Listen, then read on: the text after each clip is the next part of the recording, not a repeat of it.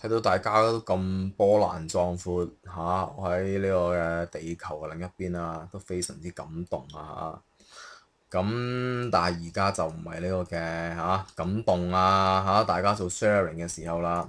而家我哋要講乜嘢啊？策略問題，好簡單啫。而家啦，基本上就係乜嘢呢？咁有啲比較新啲嘅消息啦，就係呢個嘅呢個嘅泛民呢，就打算同呢個晏晝呢個曾鈺成開會，要提出彈劾梁振英。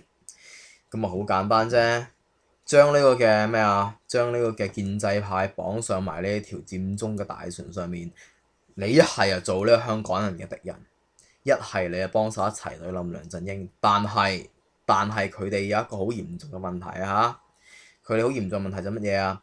就係話咩嘢？要求呢個人大收回決定，重啟政改五部曲。你講呢啲而家呢個時候你講呢啲呢個時候應該講乜嘢啊？呢個時候梗係呢個乜嘢啊？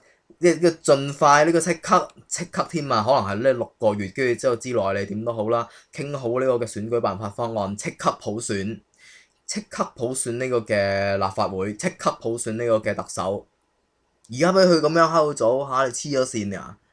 離晒大譜啊，真係乘勝追擊啊嘛，大佬啊，真係即係你講呢啲咁樣嘅嘢，大佬你唔好咁樣，即係話淨係要去打咗個梁振英個頭落嚟，咁啊淨係咁樣啊算乘勝追擊啊，大佬即係俾佢可以就咁簡單啊呢一次。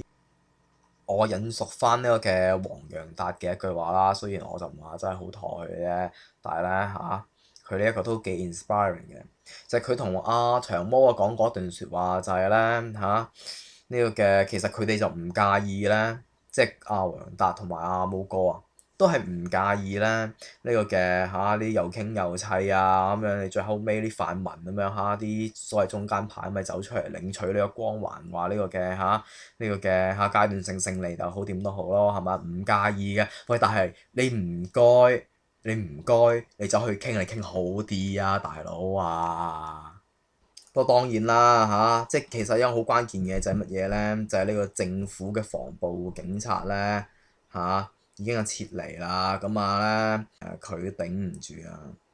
你趕唔走晒所有人，所以你喺呢個時候梗係要即係索價索大啲啦，係咪啊？冇理由最後尾搞咁耐咁大壇大龍鳳，最後尾跟住之後就人大收回呢個嘅咁樣嘅政改方案，最後尾好啦，咁我話唔1200人啦，我話4000人啦，咁樣大佬做大啲啦，好唔好啊？